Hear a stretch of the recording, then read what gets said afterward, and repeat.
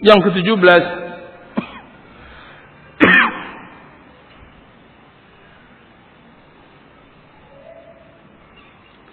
merajalelanya ma'azif dan menghalalkannya.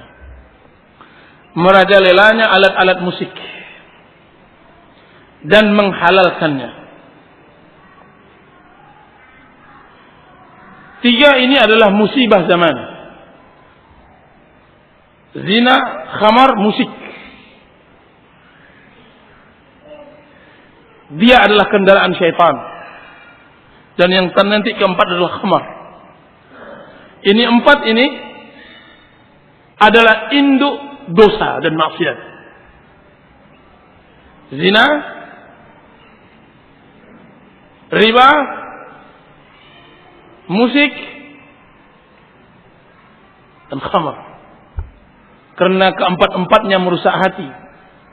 Keempat-empatnya memutuskan talinya hubungan dengan Allah Azza wa Jalla. Keempat-empatnya merusak ibadah, menghancurkannya, membinasakannya, memunahkannya. Dan kita masuk sekarang ini pada poin ketiga, yaitu merajalelanya ma'azif. Bahwasanya Rasulullah SAW menyebutkan di antara tanda-tanda hari kiamat adanya orang-orang yang menghalalkan musik. Rasulullah SAW bersabda dari Abu Malik Al-Ash'ari radhiyallahu anhu, beliau mengatakan, la yakunanna min ummati aqwamun yastahilluna al-hira wal harira wal khamra wal ma'azif. Akan datang pada umatku beberapa kaum yang menghalalkan zina dan sutra, khamar dan alat-alat musik.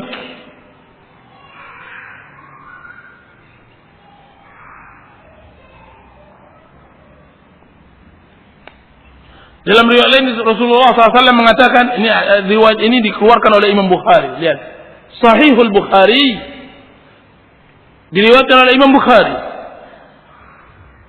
dari Hisham bin Ammar, dari Suraqah bin Khalid, dari Abu Malik Al-Ash'ari radhiyallahu anhu, bahwa Rasulullah SAW bersabda.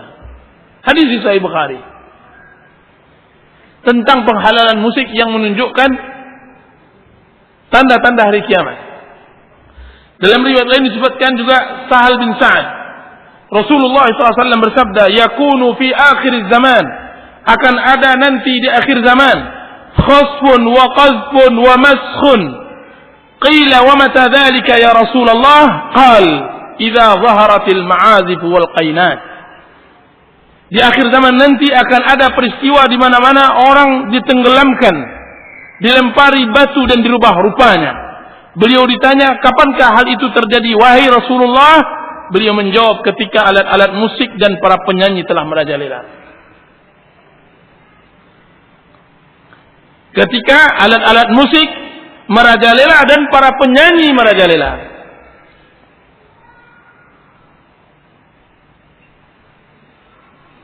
Dan hadis ini diriwayatkan oleh Ibnu Majah dalam sunannya.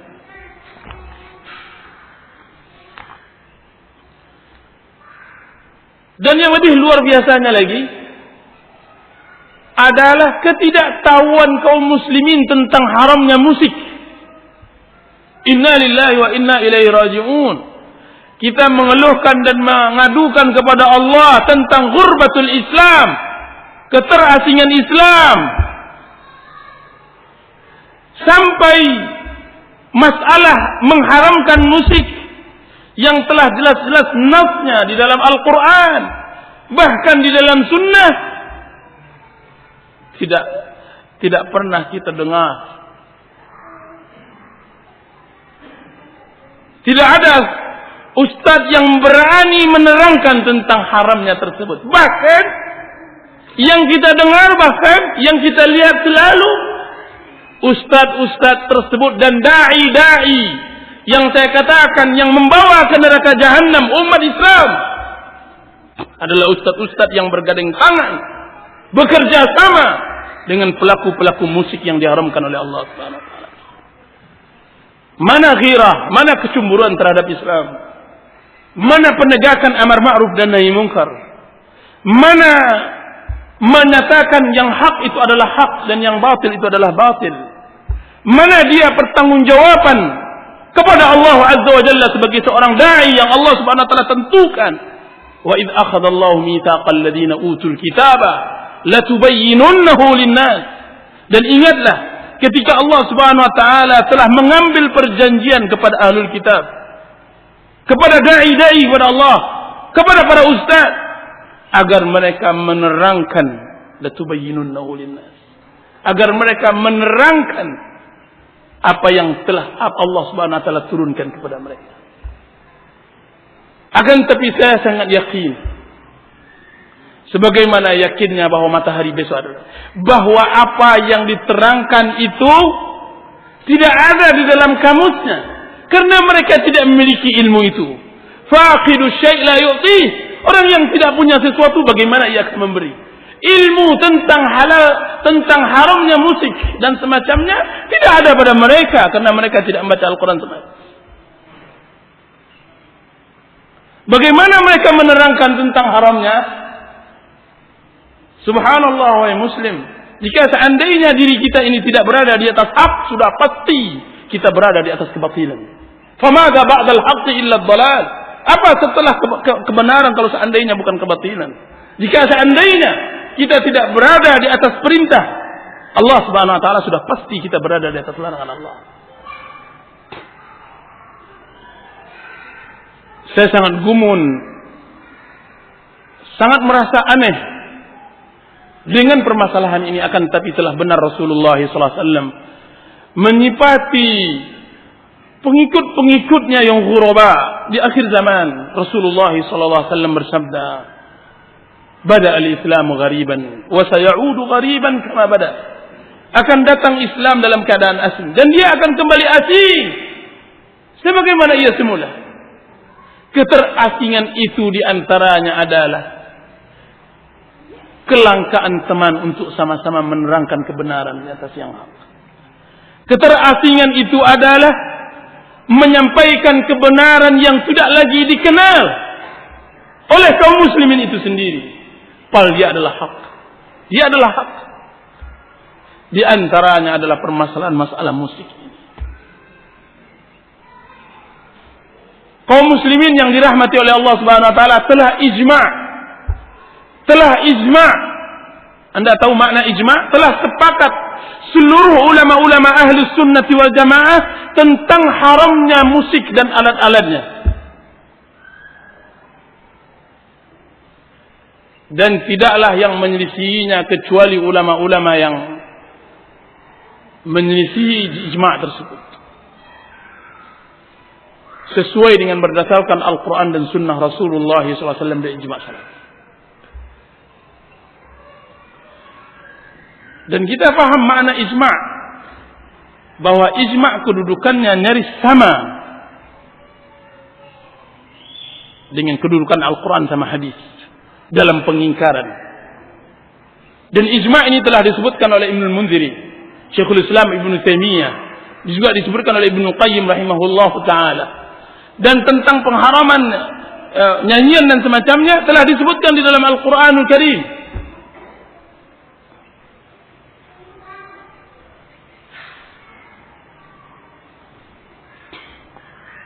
Allah Subhanahu wa taala dalam Al-Quran, Allah Subhanahu wa taala berfirman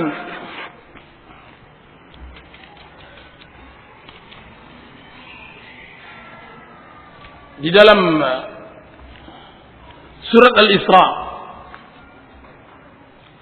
Allah mengatakan, "Wastafziz man istata'ta minhum bisautika." Wastafziz, dan berilah mereka itu. Allah Subhanahu wa taala memerintahkan iblis, syaitan, untuk memberikan motivasi, memberikan dorongan untuk berbuat maksiat. Wastafziz man istata'ta minhum, siapa yang mampu engkau pengaruhi, bisautika, dengan suaramu. Berkata Abdullah bin Mas'ud bahwa suaramu ini adalah musik dan nyanyian. Berkata Abdullah bin Mas'ud, dia adalah musik dan nyanyian. Itu dalam surah Al-Isra. Allah Subhanahu wa taala juga mengatakan di dalam surat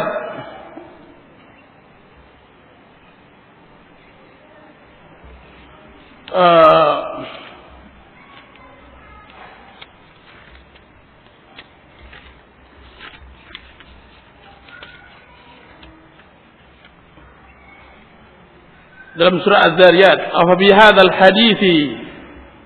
Allah Subhanahu wa taala mengatakan, maaf.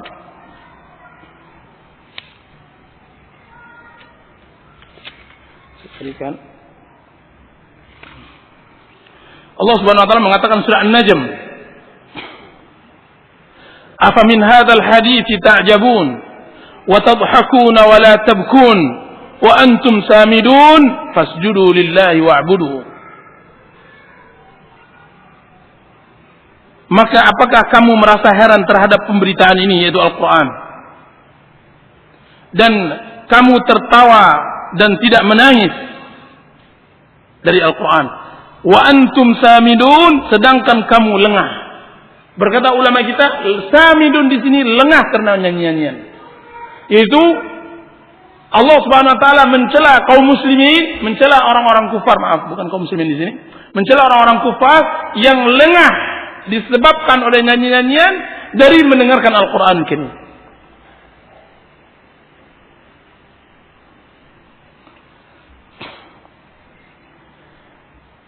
Itu yang ada dalam Al-Quran. Sedangkan riwayat-riwayat yang menerangkan tentang haramnya musik dan alat-alatnya itu sangat banyak sekali. Mustafidah, sangat banyak sekali, tidak mungkin kita terangkan di sini. Akan tapi saya ihalah apa yang diterangkan oleh Syekh Muhammad Nasiruddin Albani rahimahullah dalam karangannya Tahrim Alat Tarb, haramnya alat-alat musik dan semacamnya. Dan jelas kajian kita pada malam ini tentu tidak akan menerangkan secara detail tentang hukum halalnya musik atau haramnya musik atau semacamnya. Kan tapi dia adalah isyarat agar setiap yang mendengarnya untuk lebih mendalami apa yang Allah Subhanahu wa taala sebutkan dan terangkan. Yang jelas bahwa yang ke-17 adalah merajalalanya musik. Dan shadaqa Rasulullah. Dan telah benar Rasulullah sallallahu alaihi wasallam sebagaimana telah merajalanya riba, dan sebagaimana telah merajalanya zina, dan sebagaimana telah merajalanya musik. Zina menjadi musibah kalangan kaum Hawa. Lihat pelacur-pelacur kalangan wanita. Dan riba adalah kebiasaan yang dilakukan oleh kaum bapak-bapak, orang tua, yang berpeluh berkeringat mencari harta haram. Dan musik adalah kebiasaan anak-anak muda. Apa baiknya umat jika seandainya ibu-ibunya pezina, bapak-bapaknya pelaku riba, dan anak-anaknya adalah pencinta musik, idola musik? Apakah tidak layak umat tersebut menjadi umat yang diazab oleh Allah Subhanahu wa taala dan wala karamah? Apakah tidak mungkin tsunami akan datang lagi sebagai pengingat dan bukti bahwa Allah Subhanahu wa taala telah memberikan peringatan untuk sekian kalinya kepada umatnya? Subhanallah. Jika seandainya ibunya telah jatuh ke dalam perbuatan nista, bapaknya telah berbuat riba, anaknya sudah jatuh dalam hal ini, apa yang diharapkan?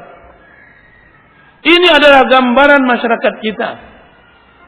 Lihatlah pada setiap rumah, kecuali rumah-rumah yang dirahmati oleh Allah Subhanahu wa taala. Lihat, istrinya bersolek. Allahu alam apa yang ada di dalam persolekannya tersebut. Allahu alam berapa banyak laki-laki yang telah tergelincir oleh kecantikan dan keindahan dan terbuka auratnya itu, dan suaminya menghancurkan riba, berbuat riba, menjadi rentenir, tidak tahu apakah yang dihasilkan itu halal atau haram. Kemudian apa yang terjadi? Sesuatu yang dihasilkan dari yang haram tidak akan bisa menghasilkan yang baik pula. Anaknya hidup dari yang haram, ia belajar dari ayah dengan ibunya, akhirnya pergilah ke narkoba dan jatuhlah ke musik. Subhanallah. Dan tidak aneh, siapa yang tidak mengerti dunia musik, dunia yang penuh dengan khamar, dunia yang penuh dengan pelacuran dan perzinaan. Akan tapi yang aneh adalah bagi pemuda-pemuda muslim dan pemudi-pemudinya yang tidak henti-hentinya mengagumi orang-orang tersebut.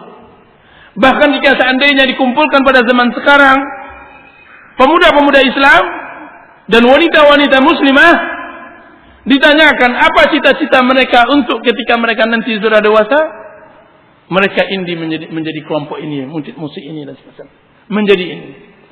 Dan salah satu buktinya acara-acara yang di televisi dan sebagainya, yang semuanya itu adalah merusak agama. Mana ashabul ghirah, orang-orang yang ghirah terhadap agamanya tentang bermasalahnya? Musibah besar. Dia berharap, subhanallah, sampai ia menangis agar ia bisa menjadi penyanyi si fulana, menangis seperti si fulana, bercita-cita menjadi pelacur. Subhanallah al-azim. Inna lillahi wa inna ilaihi raji'un. Saya tidak tahu di mana akal, di mana din, di mana agama, mana tanggung jawab orang tua di dalam mendidik agamanya. Ini adalah nasihat untuk kita semua. Subhanallah.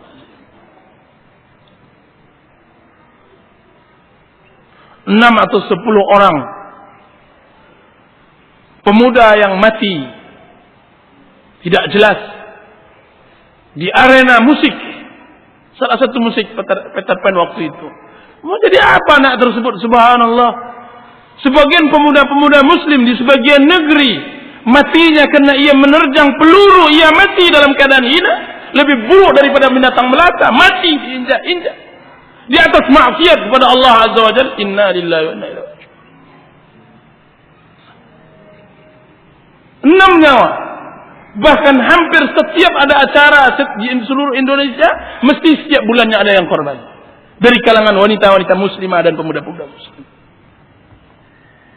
Begitu mudahkah nyawa anak-anak kita keluar merenggut hanya sebatas untuk mencapai nafsu syaitan.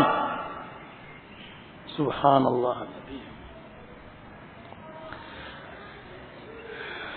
Dan yang luar biasanya lagi, suguhan media massa yang meruntuhkan iman-iman yang memang sudah lemah. Lihatlah dukungan orang tua kepada anaknya penyanyi tersebut. Pada acara yang disebut misalnya, apa itu namanya acara itu? Innalillahi. Itu merusak. Dan yang lebih luar biasanya lagi adalah isi dari nyanyian-nyanyian yang ada dari seluruh bahasa, dari seluruh umur dan semuanya berkaitan tentang masalah seks dan zina. Masalah kecantikan wanita, masalah cinta atau masalah semua. Seakan-akan dunia itu adalah cinta. Tidak tahu si miskin bagaimana muslim di Irak dibunuh. Tidak tahu si miskin bagaimana kaum muslimin di Palestina diusir. Yang ia mengerti bahwa cintanya, cinta yang tidak ada jelasnya, itu yang ia pikirkan setiap saatnya. Subhanallah alazim.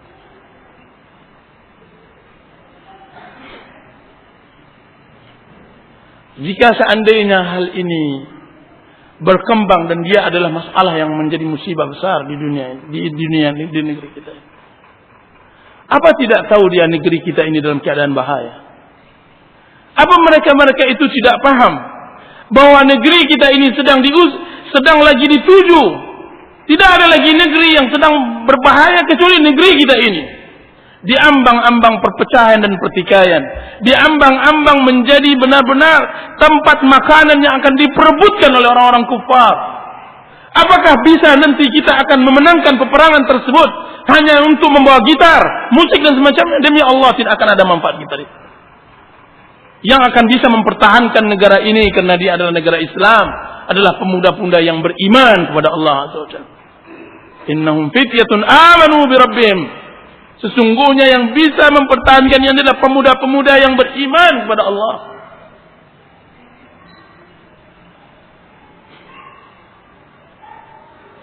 Ini musibah besar. Saya mengatakan Indonesia sudah diambang kehancuran, bahkan telah hancur. Akan tapi ini tidak memberikan keputusasaan. Akan tapi untuk memberikan pengertian bahwa hendaklah setiap Muslim yang punyai degup jantung iman, hendaklah benar-benar berupaya untuk mengembalikan Indonesia ini ke negeri yang baru. Benar-benar beriman kepada Allah dan Rasulnya. Anda dengar berita barusan ini tentang masalah geng motor? Ada yang mendengarnya? Apa yang mereka lakukan? Pekerjaan bodoh. Pekerjaan yang tidak masuk akal bagi kita. Akan tetapi itu adalah sebuah realita yang harus kita hadapi. Subhanallah. Sebanyak itu lapangan pemuda yang harus tampil ke depan. Ia bisa mati-matian untuk menjadi panglima. Dia menjadi orang besar. Dia bisa mengarungi kehidupan yang jauh. Kenapa harus merusak? Kenapa harus menghancurkan? Kenapa harus membunuh? Kenapa harus... Subhanallah, saya tidak mengerti. Akan tapi ketika Anda tanya dia, ayahnya Muslim, ibunya Muslimah, dia pun Muslim.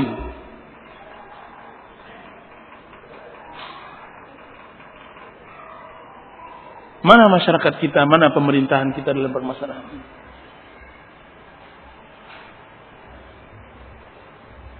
Dan ini sangat luar biasa. Setiap muslih, setiap orang saleh benar-benar tidak bisa berdaya untuk memperbaiki keadaan, kecuali ketika kita semua tampil untuk memperbaiki keadaan tersebut. Saya ulang lagi bahwa saya mengatakan ini bukan untuk mematahkan semangat, tidak. Akan tetapi dia adalah sebuah keprihatinan yang sangat mendalam tentang jauhnya negeri kita ini dari agama Allah Azza wa Jalla. Dan tidak ada jalan lain kecuali apa yang disabdakan oleh Rasulullah SAW di dalam hadisnya yang sahih. La yanzi'uhu, yaitu Allah tidak akan mencabut kehinaan tersebut hatta tarji'u ila dinikum, sampai kalian semua kembali kepada agama. Kembali kepada agama adalah solusi. Pemuda-pemuda itu kembali kepada agama. Alangkah baiknya mereka meninggal daripada meninggal tak jelas di tepi jalan itu. Lebih baik mereka berjihad di jalan Allah, meninggal dalam keadaan izzah dan wibawa. Alangkah baiknya mereka daripada mencuri dan merampok supermarket dan mal-mal atau semacamnya, mereka berinfak atau mereka berangkat membantu orang-orang fakir dan miskin. Masya Allah, masih banyak lawang tempat-tempat untuk perjuangan. Kenapa pemuda-pemuda kita yang berumur, Masya Allah, memilih jalan seperti itu?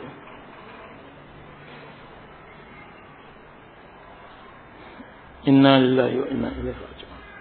Dan ma'azif, ini adalah musibah zaman,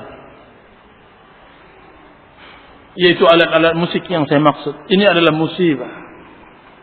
Dan lebih luar biasanya lagi, sudah begitu beratnya kita memisahkan kehidupan kita dari musik, sampai kehidupan orang yang saleh, orang yang tidak mengerti kecuali mihrabnya, orang yang tidak paham kecuali bukunya, orang yang tidak mengerti kecuali sajadahnya, itu pun sulit untuk lepas dari musik. Bagaimana tidak? Orang-orang kebatilan telah menanam ratusan bahkan puluhan bahkan ratusan tahun. Menanam kebatilan itu, menanamnya ke dalam kehidupan mereka dan sebelumnya menanamkan ke dalam benak mereka. Sehingga apa? Sehingga mereka memahami bahwa tidak ada hidup kecuali dengan musik. sampai di masjid Allah Azza wa Jalla, sampai di tempat yang paling suci, masjid Allah. Dinyanyikan nyanyian yang sangat menjijikkan, menjijikkan orang-orang saleh pastinya.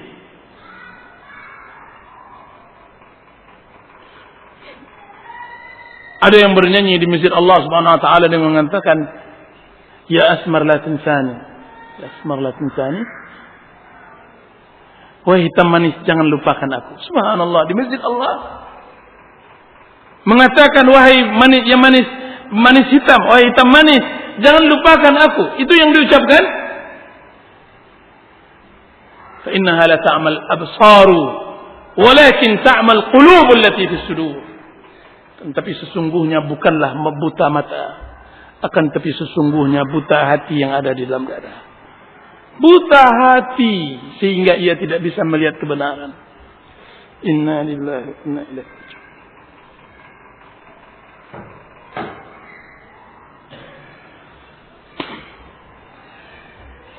Di antara cara untuk jauh dari musik, dari fitnah musik, karena setiap fitnah akan memakan korban.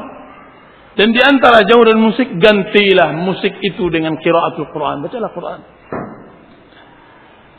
Demi Allah, jika seandainya seorang muslim mengetahui bagaimana indahnya dan bagaimana lezatnya membaca Al-Quran, niscaya tidak akan tinggalkan Al-Quran.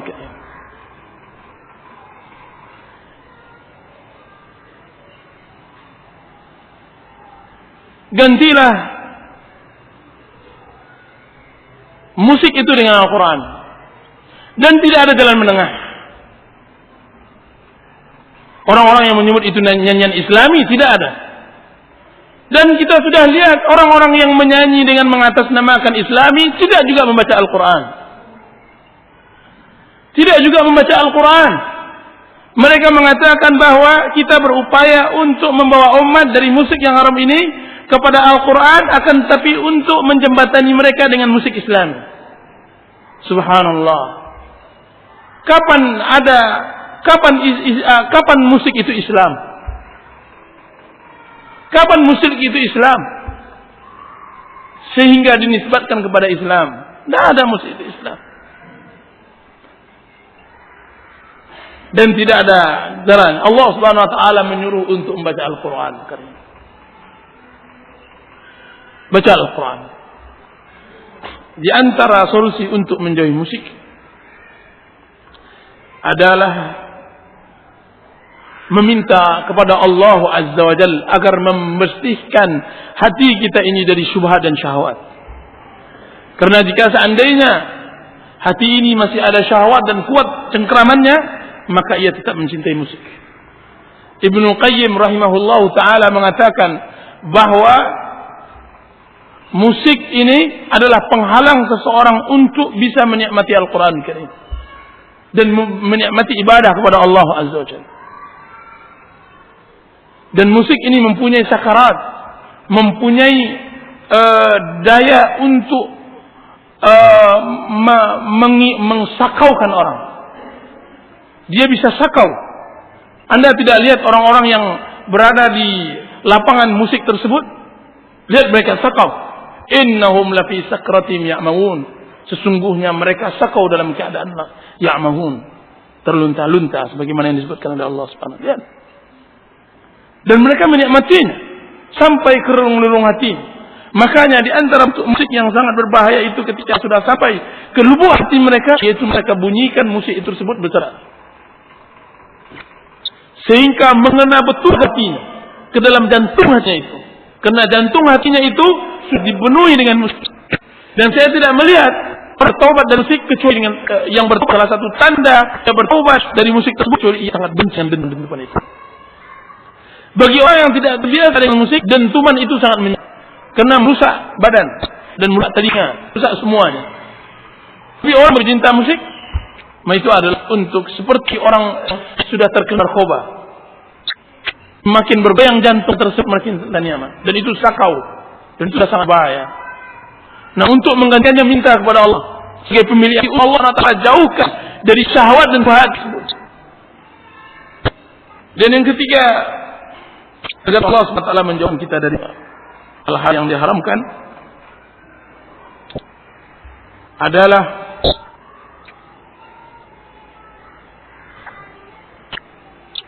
mengganti hobi dan gaya hidup. Kalau seandainya kita biasa mendengarkan musik, ganti hobi. Dan pahamkan bahwa masih banyak orang bisa hidup tanpa musik.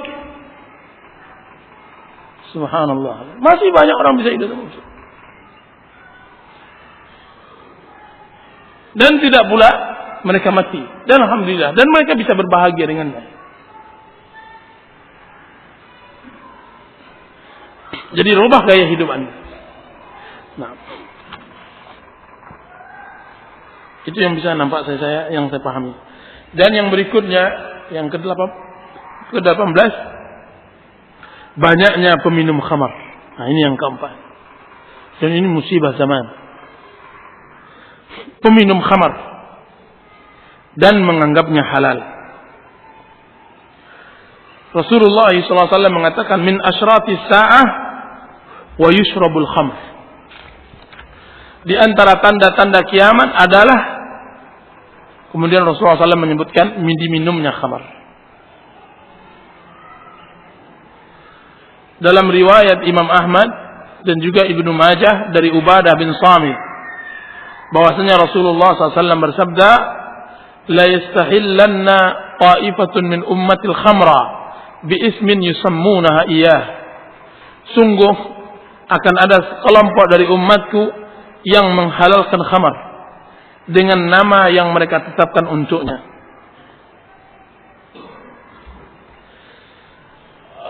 Khamar ini juga musibah. Akan tapi saya melihat tidak seperti musibah yang tiga.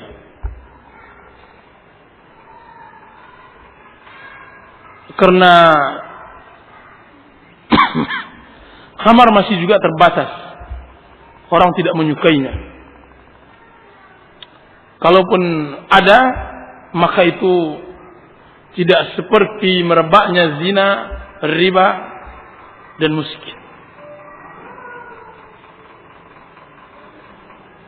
Dan keistimewaan orang-orang di akhir zaman, bahwa mereka memberi nama khamar tersebut dengan nama-nama yang bukan namanya. Maka mereka sebutlah bahwa khamar itu adalah sarana pergaulan, ataupun apapun namanya, atau dia adalah gizi ruh, atau dia adalah penambah motivasi, atau sebutan-sebutan lainnya. Akan tapi khamar itu diharamkan. Dan saya rasa semua orang juga memahami tentang haramnya khamar. Akan tapi sangat ajib adalah ketika kita ketahui bahwa secara zahir mungkin kita tidak melihat banyaknya orang minum khamar, tapi lihatlah botol-botol khamar. Kalau seandainya Anda ingin mengetahui bagaimana berkembangnya khamar, lihatlah pemulung-pemulung melihat pagi harinya. Lihat pemulung-pemulung itu, lihat apa yang didapat olehnya ketika ia memulung.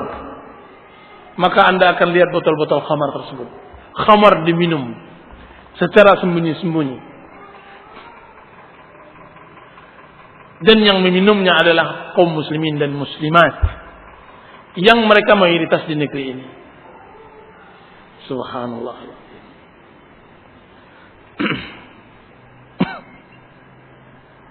Apa kata Ibnu Salah? Apa kata beliau? Bahwa hal tersebut lebih banyak lagi di zaman kita saat ini. Dan sungguh sebagian orang telah terfitnah dengan meminumnya.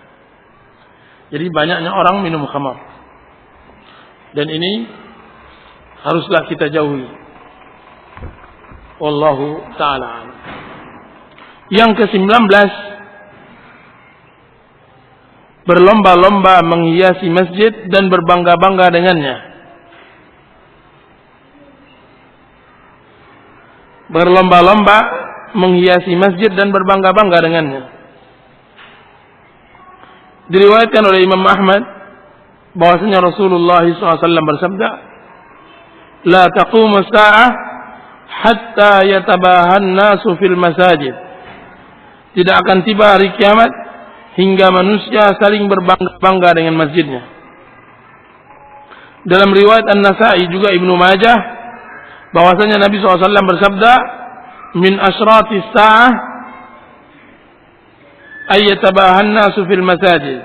Di antara tanda-tanda kiamat adalah manusia saling berbangga-bangga dengan masjid. Apa kata Imam Bukhari menukilkan perkataan Anas bin Malik? Apa maksud berbangga-bangga dengan masjid? Adalah berbangga-bangga dengannya kemudian tidak memakmurkannya. Coba lihat. Berlomba-lomba membangunnya tapi tidak meramaikannya. Lihat bagaimana berapa banyak masjid-masjid kaum muslimin ada. Tapi siapa yang memakmurkannya? Subhanallah.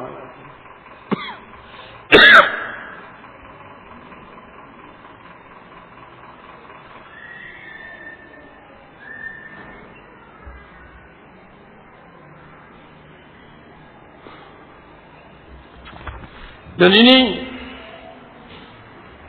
sangat luar biasa fitnah zaman dan bukti kebenaran Rasulullah SAW bahwa 1400 tahun yang lampau Rasulullah SAW telah menyebutkannya. Kiranya pada zaman kita sekarang ini semakin menjadi-jadi. Apa kata Abu Darda radhiyallahu anhu?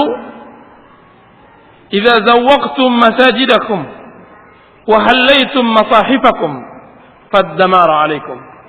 Jika kalian mulai menghiasi masjid-masjid kalian dan memberi emas mushaf-mushaf kalian, maka kehancuranlah yang akan menimpa kalian. Lihat. Kehancuran. Coba lihat bagaimana Rasulullah SAW menyebut atau Abu Darda menyebutkan bahwa kehancuran bagi kita ini bukan karena apa-apa, akan tapi karena kita meninggalkan syariat Allah Azza wa Jalla. Dan ini sangat lucu. Di saat banyaknya orang-orang berteriak tentang persatuan Islam, ukhuwah Islamiyah dan semacamnya. Dan itu kita tidak tampil. Benar ukhuwah Islamiyah, benar persatuan Islam. Akan tetapi persatuan dan ukhuwah di atas Islam. Bukan di atas pendapat masing-masing. Bukan di atas pendapat hawa nafsu masing-masing.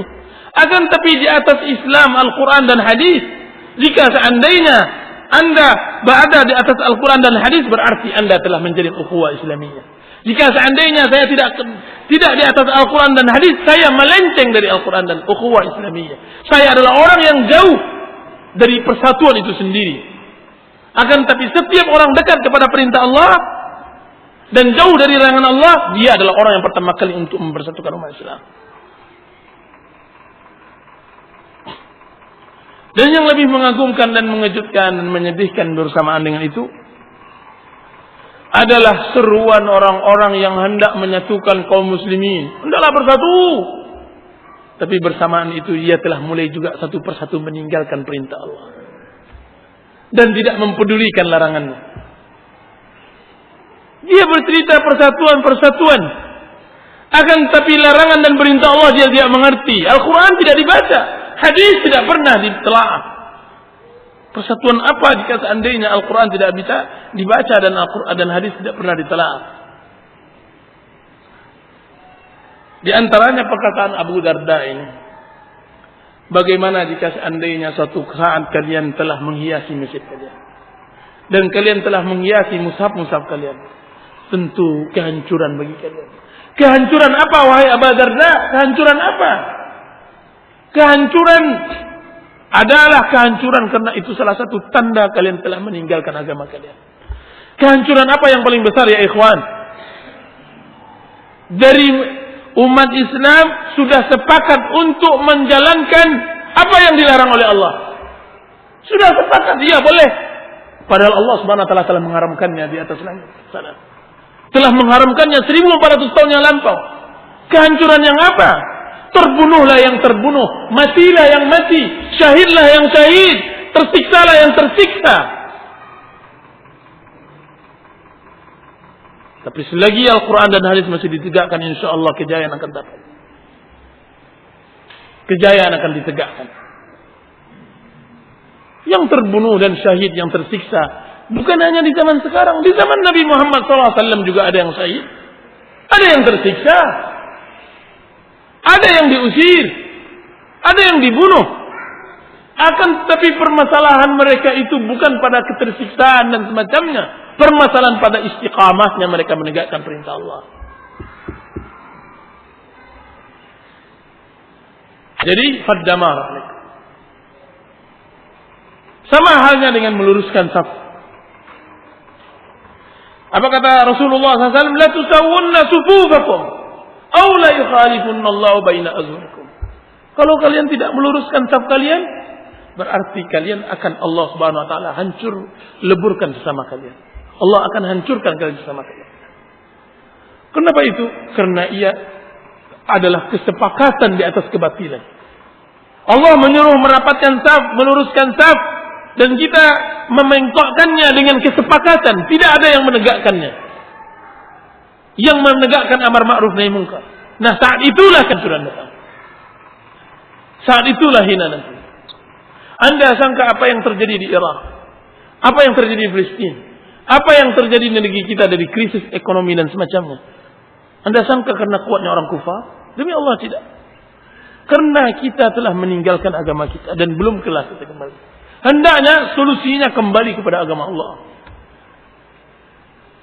Kembali kepada agama Allah Azza wa Jalla. Karena dengan kembali kepada Allah Subhanahu wa taala, manusia akan paham akan hak dan kewajibannya. Manusia akan mengerti bagaimana muamalahnya dengan Allah dan manusia dan terhadap dirinya. Dan ini yang hendak kita pahami. Dan yang ke-20, berlomba-lomba meninggikan bangunan.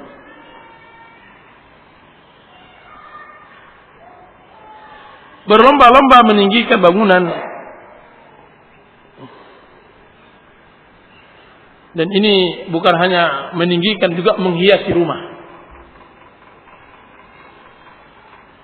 Sekalipun ini tidak tercela, ini salah satu hadis yang tidak tercela, akan tetapi ia tidak memberi manfaat terhadap dunia, terhadap akhirat. Karena menghiasi rumah, meninggikannya akan membuat hati untuk cenderung kepada dunia dan lupa terhadap akhirat. Minimal ia melalaikan. Dan dia tidak haram seperti sahabat-sahabatnya sebelumnya. Yaitu seperti poin-poin sebelumnya. Akan tetapi dia adalah sebutan yang telah disebut oleh Rasulullah SAW yang telah terbukti di zaman sekarang. Rasulullah SAW mengatakan, "Idza tatawala ru'a al-bahmi atau buhmi fil bunyani fadzaka min asyratiha." Jika seandainya pengembala kambing berlomba-lomba meninggikan bangunan, maka itulah di antara tanda-tanda, yaitu tanda-tanda hari kiamat. Dalam riwayat ini Rasulullah SAW mengatakan, "Wa antarul fatal urat al-ala riya asy-syai yatatawaluna fil bunyan." Dan engkau menyaksikan orang yang tidak memakai sandal, telanjang lagi miskin, yang mengembala domba berlomba-lomba membuat bangunan tinggi. Dan itu telah benar Rasulullah SAW. Dengan berkembangnya kekayaan di pedesaan, dengan adanya sawit, dengan adanya perkebunan, sehingga orang-orang kampung tersebut sudah bisa membeli ruko-ruko, membangun 3 tingkat, 4 tingkat dan semacamnya. Dan telah benar Rasulullah SAW. Orang yang tidak paham, orang yang biasa tidak pakai sandal, yang dia biasa berteman dengan, dan juga tanda tangannya adalah cap jempol, tidak ngerti, tapi dia sudah memiliki ruko yang banyak. Dan itu kebenaran sabda Rasulullah sallallahu alaihi wasallam, yatatawaluna fil bunyan. Coba lihat istilah Allah Subhanahu, istilah Rasulullah sallallahu saling berlomba-lomba meninggi.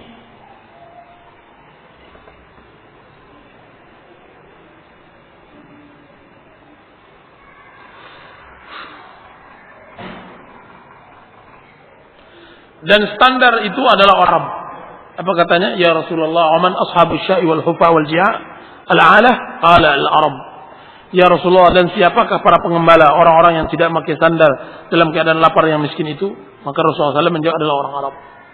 Itu orang-orang Arab mendadak kaya. Bagaimana tidak kaya? Minyak mereka itu tidak perlu disedot, akan tapi tinggal dibuka keluar kerannya. Kaya. Bapaknya dulu pengembala kambing, sekarang mereka telah berlomba-lomba membangun kerajaan tinggi. Wallahu ta'ala.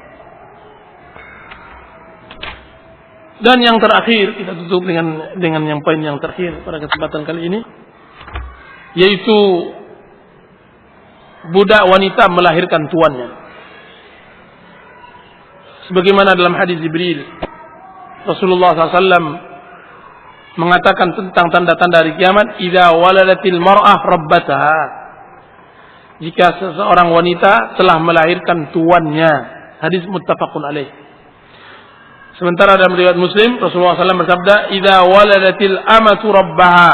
Jika seandainya seorang sahaya wanita melahirkan tuannya.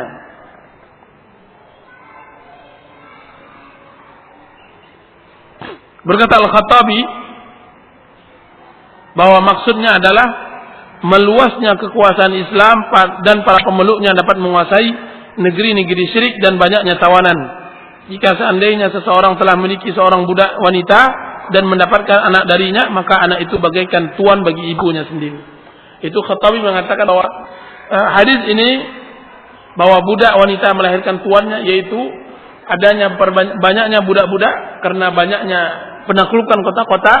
Kemudian budak ini diambil oleh majikannya, kemudian dia berhubungan badan, kemudian dia melahirkan. Dalam hukum Islam bahwa anak yang dilahirkan tersebut adalah majikan bagi ibunya. Seakan-akan ini itu adalah budaknya. Nah,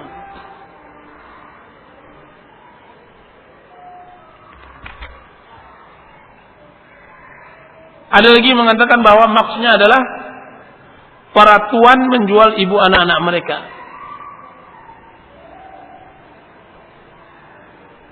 Itu seharusnya di dalam perbudakan seorang ibu budak yang tuan, ketika ia melahirkan majikannya dari anak dari majikannya, ia melahirkan anak, ia merdeka. Akan tetapi tuan-tuan tersebut menjual ibu dari anak tersebut.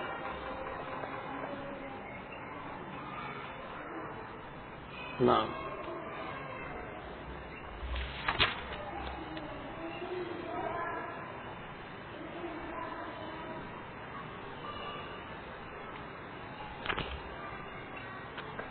ada lagi mengatakan bahwa maksud dari budak ini adalah anak-anak telah menjadikan orang tuanya budak.